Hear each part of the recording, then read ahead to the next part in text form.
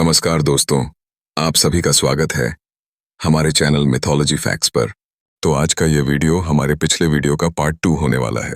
तो जिसको भी पार्ट 1 देखना हो वो चैनल के पेज पर जाकर देख सकता है या फिर डिस्क्रिप्शन में दी गई लिंक से भी देख सकता है। तो चलिए शुरू करते हैं। पार्ट 1 में आपने देखा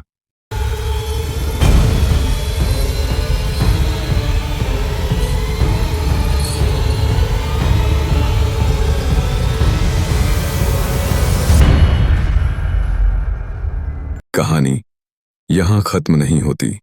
उसी क्षण भगवान विष्णु अपने विराट रूप में प्रकट होते हैं। उनके दर्शन इतना दिव्य था कि मुनि की आंखों में श्रद्धा के आंसू भर गए। भगवान शेषनाग के ऊपर 8 मील लंबे अपने विराट रूप में विराजमान थे। उनका यह रूप ब्रह्मांड की महिमा को प्रकट कर रहा था, लेकिन भगवान का यह विशाल रूप इतना अद्वितीय था कि मुनि उनकी पूरी महिमा का दर्शन नहीं कर पा रहे थे। उन्होंने हाथ जोड़कर प्रार्थना की, हे भगवान, कृपा करके अपने रूप को छोटा कर लीजिए ताकि मैं आपके पूर्ण दर्शन कर सकूं। भगवान ने मुनि की विनती स्वीकार की और अपने विराट रूप को छोटा कर लिया, लेकिन महुआ के पेड़ों के कारण भगवान अब भी 3 भागों में दिखाई दे रहे थे, सिर, धड़ और चरण। यही वह क्षण था जब भगवान विष्णु ने मुनि को आशीर्वाद दिया और कहा, यह स्थान अब से पद्मनाभ के नाम से जाना जाएगा और मैं यहाँ अनंत काल तक निवास करूंगा। दिवाकर मुनि की इस अनुभव की खबर त्रावणकोर के राजा तक पहुंची। राजा ने इस स्थान पर एक भव्य मंदिर का निर्माण कराया। भगवान विष्णु की मूर्ति को इस प्रकार स्थापित किया गया कि इसे 3 द्वारों से देखा जा सके। पहले द्वार से भगवान के सिर और छाती के दर्शन होते हैं, दूसरे द्वार से नाभि पर विराज ब्रह्मा के, और तीसरे द्वार से उनके पवित्र चरणों के दिवाकर मुनि ने भगवान के चरणों में समाधि ले ली। उनकी समाधि आज भी मंदिर के पश्चिम दिशा में स्थित है। लेकिन आगे बढ़ने से पहले इस वीडियो को एक लाइक करके चैनल को सब्सक्राइब जरूर कर लीजिए, क्योंकि यह आपके लिए 1 सेकंड का काम है, लेकिन इससे हमारी काफी बड़ी मदद होती है। ऐसा माना जाता है कि लगभग 5000 वर्षों से भी पुराना यह मंदिर भगवान विष्णु की महिमा को स्थापित करता है। मंदिर का निर्माण त्रावणकोर के राजाओं द्वारा किया गया था और यह उनके साम्राज्य का धार्मिक केंद्र बना। कई बार इस मंदिर का पुनर्निर्माण हुआ और आज जो भव्य स्वरूप हम देखते हैं वह त्रावणकोर के राजा मार्तंड वर्मा की देन। त्रावणकोर के प्रसिद्ध इतिहासकार डॉक्टर L.A. रवि वर्मा का मानना था कि यह मंदिर कलयुग शुरू होने के पहले दिन स्थापित हुआ था। मंदिर के ताम्रपत्रों से पता चलता है कि कलयुग के 950वें वर्ष में एक तुल्लु ब्राह्मण दिवाकर मुनि ने भगवान की मूर्ति की पुनर्स्थापना की। इसके बाद 960वें वर्ष में राजा कोथा मार्तंड ने मंदिर के कुछ हिस्सों का निर्माण कराया। 18वीं शताब्दी में त्रावणकोर के राजा मार्तंड वर्मा ने मंदिर का सबसे बड़ा पुनर्निर्माण कराया। उन्होंने द्रविडियन वास्तुकला की शैली में मंदिर का जीर्णोद्धार किया। मंदिर के गर्भगृह और खंभों पर की गई नक्काशी आज भी वास्तुकला की अद्भुत कृति मानी जाती है। पद्मनाभ स्वामी मंदिर केवल भक्ति और खजनों का केंद्र ही नहीं, बल्कि वैज्ञानिक चमत्कार का एक जीता जागता प्रमाण भी है। यह मंदिर अपनी अद्भुत वास्तुकला और वैज्ञानिक दृष्टिकोण के कारण सदियों से लोगों को हैरान करता आ रहा है। यह मंदिर 7 मंजिलों का है और हर मंजिल पर बनी खिड़कियां इस तरह से बनाई गई हैं कि साल में सिर्फ 2 बार 22 मार्च 23 सितंबर यह दिन होते हैं जब इक्विनॉक्स आता है। इक्विनॉक्स यानी वह समय जब दिन और रात दोनों बराबर होते हैं, 12 घंटे का दिन और 12 घंटे की रात। इन दिनों अगर आप दोपहर में इस मंदिर को देखें तो हर 5 मिनट के अंतराल पर सूर्य की किरण इन खिड़कियों से होकर एक अद्भुत दृश्य बनाती हैं। श्री पद्मनाभ स्वामी मंदिर की 18 फीट लंबी प्रतिमा अद्वितीय है, जिसे 12008 शालिग्राम से बनाया गया है। यह शालिग्राम नेपाल की गंध की नदी से लाए गए थे। मंदिर के गर्भगृह में स्थित यह प्रतिमा इतनी विशाल है कि इसे 3 अलग अलग द्वारों से देखा जाता है, पहले से सिर, दूसरे से नाभि और तीसरे से पैर। यह भक्ति और वास्तुकला का एक अद्भुत उदाहरण है वर्ष 1750 का उनका एक ऐतिहासिक निर्णय, जिसे त्रिपाद दानम कहा जाता है, भारतीय इतिहास में अद्वितीय है। उन्होंने अपने पूरे राज्य को भगवान पद्मनाभ स्वामी के चरणों में समर्पित कर दिया। त्रावणकोर अब भगवान के नाम से चलने वाला पहला राज्य बन गया। राजा ने स्वयं को भगवान का दास घोषित किया और यह प्रण लिया कि उनके वंशज भी इसी आस्था और समर्पण के साथ भगवान की सेवा करेंगे। इतना ही नहीं, राजा ने अपनी राजधानी को पद्मनाभपुरम से तिरुवनंतपुरम स्थानांतरित कर दिया ताकि मंदिर का महत्व और भी बढ़ सके। लेकिन यह केवल भक्ति और पूजा का स्थल नहीं था। यह मंदिर अपने गुप्त मांग खजाने और तहखाने के लिए भी प्रसिद्ध है। मुगल काल के दौरान 1680 में मुस्लिम शासक मुकलम ने इस मंदिर को लूटने की कोशिश की, लेकिन त्रावणकोर की सेना और स्थानीय लोगों ने उसे नाकाम कर दिया।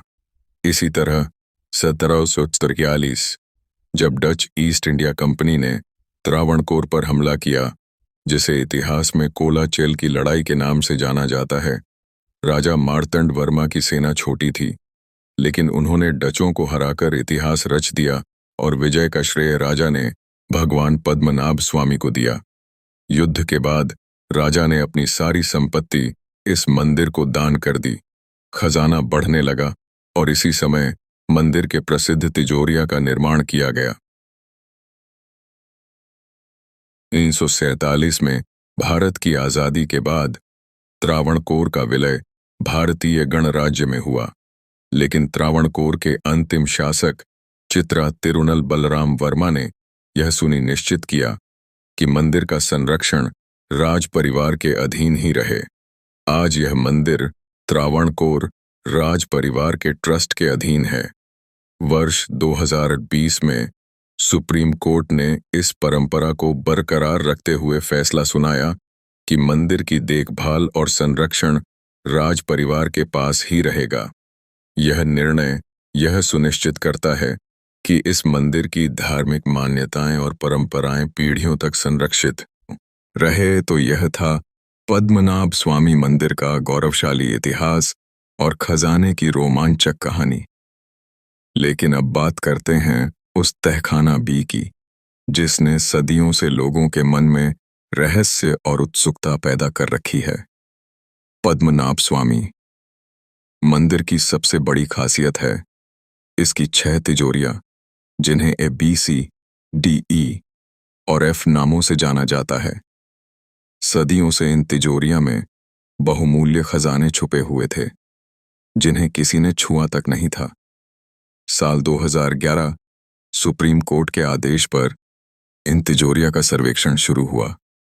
इनमें से 5 तिजोरियां ACDE और F खोली गईं और उनमें छुपे खजाने ने दुनिया को चौंका दिया। लेकिन तिजोरी भी अब भी रहस्यों में घिरी है। पद्मनाभ स्वामी मंदिर के 6ठे तहखाने यानी तिजोरी बी के रहस्य की बात ही अलग है। इस तहखाने तक पहुंचने के लिए आपको 3 दरवाजों को पार करना होता है। पहला दरवाजा लोहे की छड़ों से बना है, दूसरा भारी लकड़ी का दरवाजा है और तीसरा एक मजबूत लोहे का दरवाजा जो अब भी बंद है और जिसे आज तक कोई खोल नहीं सका। इस दरवाजे पर ना कोई कुंडी है, ना कोई बोल्ट, केवल 2 विशाल सांपों के प्रतीक गेट पर रोके गए हैं, जो मानो इस द्वार की रक्षा कर रहे हो। ऐसी मान्यता है कि यह दरवाजा केवल एक तपस्वी ही गरुड़ मंत्र का सही उच्चारण करके खोल सकता है, लेकिन सावधान, अगर यह मंत्र गलत बोला गया तो परिणाम मृत्यु होगा। इतिहास गवाह है, कई लोगों ने इस रहस्यमयी दरवाजे को खोलने की कोशिश की, लेकिन उन्हें सिर्फ मृत्यु का सामना करना पड़ा। ऐसा कहा जाता है कि राजा मार्तंड वर्मा के शासनकाल में सर्वोच्च धार्मिक प्रमुखों ने विशेष नागपाश मंत्र का जाप किया था, जिससे पद्मनाभ स्वामी मंदिर के खजाने की रक्षा के लिए तहखाना बी को हमेशा के लिए सील कर दिया गया। यह मंत्र केवल सुरक्षा का माध्यम नहीं था, बल्कि इसके साथ एक भयंकर अभिशाप भी जुड़ा हुआ है। मान्यता है कि इस अभिशाप को केवल एक सर्वोच्च पुजारी के द्वारा ही हटाया जा सकता है। तहखाना के रहस्यों की परतें खोलने के पीछे जिनका सबसे बड़ा योगदान था, वह थे याचिकाकर्ता टीपी सुंदराजन। लेकिन यह घटना और भी रहस्यमयी तब बन गई जब तह के खुलने के सिर्फ 1 महीने बाद सुंदराजन की असमय मृत्यु हो गई। क्या यह महज एक संयोग था या फिर तह के साथ जुड़े अभिशाप का असर?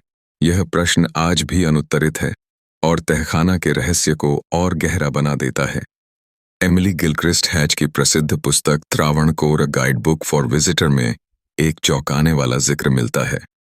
यह कहानी 1931 की है, जब एक समूह ने तहखाना भी खोलने का प्रयास किया। जैसे ही उन्होंने तहखाने का द्वार खोला, अंदर का नजारा देखकर उनके होश उड़ गए।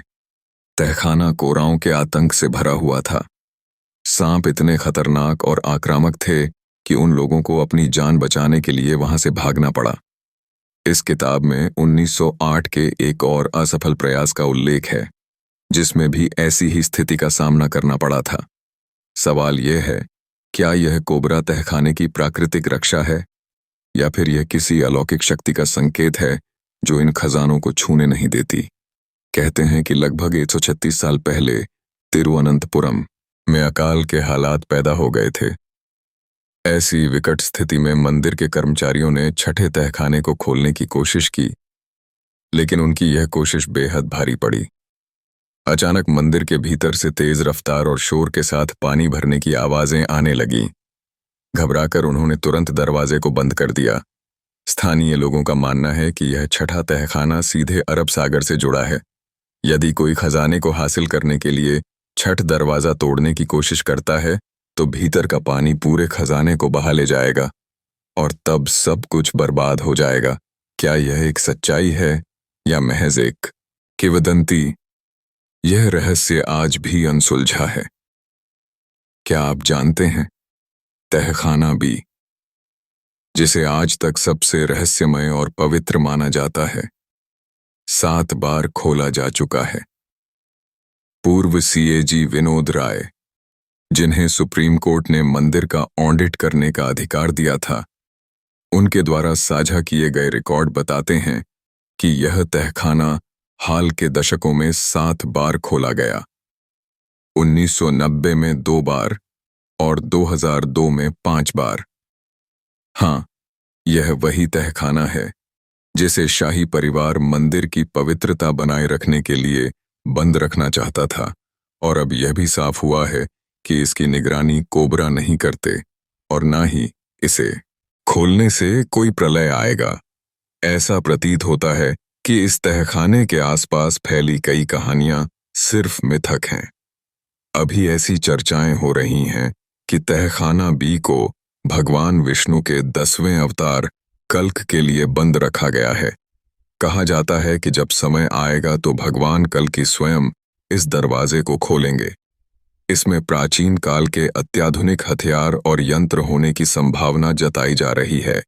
यह रहस्य और भी गहरा हो जाता है जब लोग कहते हैं कि इस तहखाने का संबंध भविष्य की किसी दिव्य घटना से हो सकता है।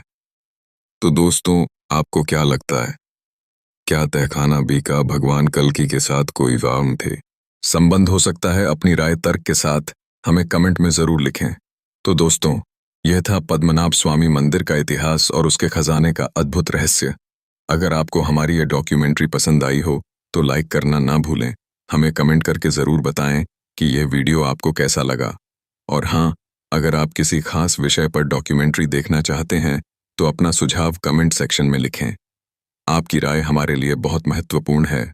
तो मिलते हैं अगली रोमांचक डॉक्यूमेंट्री के साथ। तब तक के लिए धन्यवाद। जय हिंद, जय संगीत भारत।